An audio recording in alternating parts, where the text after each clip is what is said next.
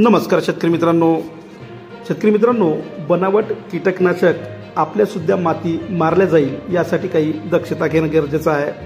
कृषी केंद्राची यामार्फत तपासणी करणं ही गरजेचं आहे, कारण की बनावट कीटकनाशकाची विक्री करणाऱ्या टोळ्या सक्रिय झालेल्या आहे। राज्यातील यवतमाळ जिल्ह्यातील केळापूर तालुक्यात काही ठिकाणी बनावट कीटकनाशके आढळून आलेले आहे।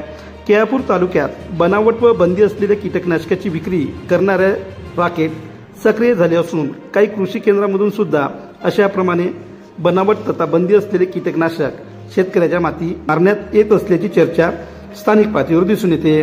त्यामुळे कृषी विभागाने अशा राकेटचा पर्दाफाश करावा अशी मागणी शेतकरी वर्ग करत आहे। मागील वर्षी शहर व तालुक्यात बनावट तथा बंदी असलेले कीटकनाशकाची विक्री करणाऱ्या टोळीचा कृषी विभागाने कारवाई करून पर्दाफाश केला होता।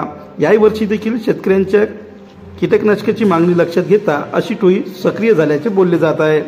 शेतकरी शेतमजुराच्या दृष्टीने अतिशय घातक असलेली अनेक बनावट तथा बंदी असलेली कीटकनाशक औषधी पांढरकवडा या म्हणजेच केळापूर तालुक्यातील काही स्थानिक भागात विक्री होत असल्याची माहिती समोर येत आहे।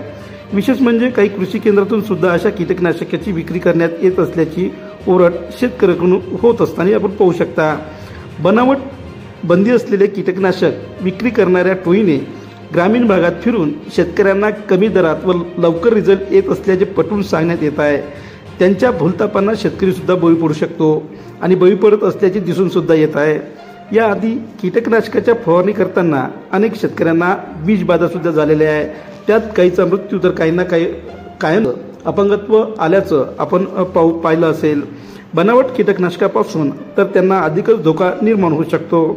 फवारणी करताना शेतमजुरांना विषबाधा झाल्यास 2-3 प्रकरण यंदाही तालुक्यात घडल्याचे निदर्शनास आले आहे। त्यामुळे कृषी विभागाने याकडे जातीने लक्ष देण्याची मागणी जोर धरू लागलेली आहे। बनावट कीटकनाशकासह जादा मार्जिन असलेले कीटकनाशक सुद्धा शेतकऱ्याच्या माती मारण्यात येत आहे। अनेक कंपन्यांच्या वतीने कृषी केंद्राच्या संचालकासह जादा कीटकनाशकाची विक्री करण्याचे टार्गेट देण्यात आले असल्याने त्या बदल्यात त्यांना फॉरेन टूर तथा जादा कमिशनचे पॅकेज सुद्धा दिले जात असल्याचे बोलले जाते।